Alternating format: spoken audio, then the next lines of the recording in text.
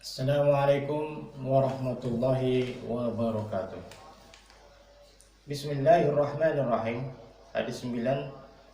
An Abi Hurairah radhiyallahu anhu qala Rasulullah sallallahu alaihi wasallam la sahma fil Islam liman la salata lahu wa la salata liman la wudu'a lahu.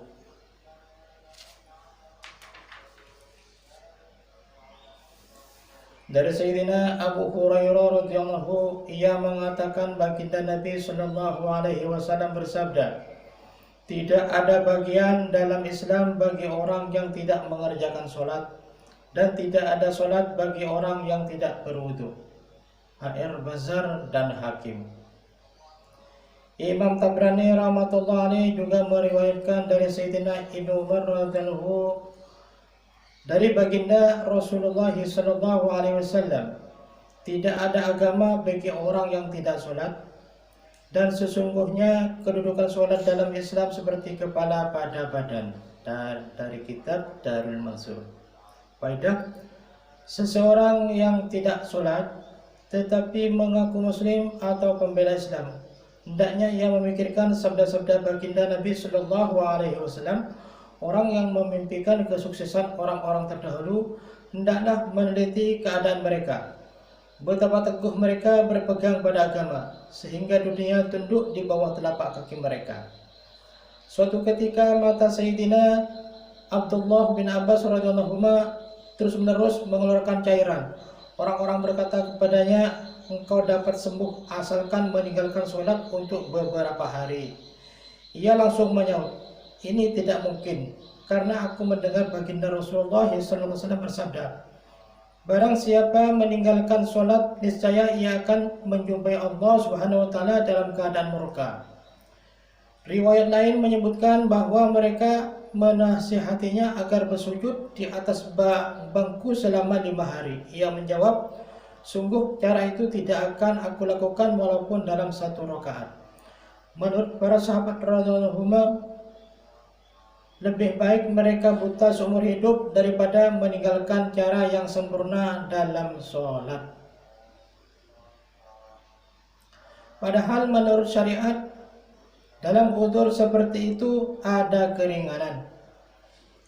Pada akhir hayat Sayyidina Umar radhiyallahu, ketika ditikam belati, dia banyak mengeluarkan darah dan sering pingsan, dan akhirnya dia wafat meskipun sakitnya mereka parah. Jika tiba waktu sholat, dia dibangunkan untuk mengerjakan sholat.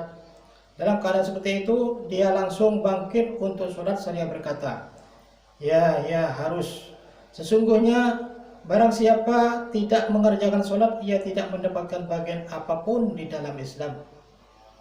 Kita beranggapan bahwa cara menyayangi orang sakit ialah tidak membebaninya dengan sholat, biarlah nanti diganti dengan fidyah. Sedangkan menurut para sahabat radhiyallahu anhum, bentuk kasih sayang untuk orang sakit adalah menyuruhnya untuk tetap beribadah sekuat tenaga. Lihatlah perbedaan jalan, dari mana dan sedang ke mana engkau pergi. Suatu ketika Sayyidina Ali radhiyallahu anhu meminta seorang hamba sahaya kepada baginda Nabi SAW untuk membantu pekerjaannya.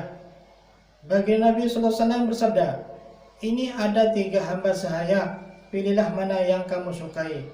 Sayyidina Ali radhiyallahu anhu menjawab, engkau saja yang memilih ya Rasulullah.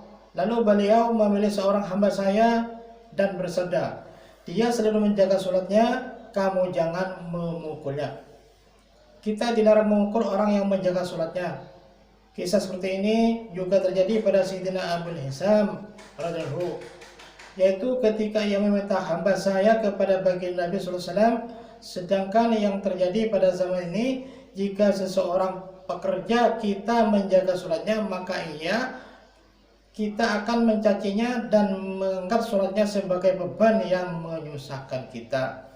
Sufyan Ats-Tsauri rahmatullah alaih pernah berdiam di rumahnya selama 7 hari tanpa makan, minum, dan tidak tidur sedikit pun.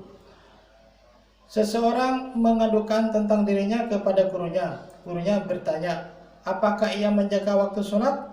Orang itu menjawab, iya, ia tetap menjaga waktu sholat. Gurunya menjawab, Alhamdulillahilladzi lam yaj'al lisyaitani alaihi sabila.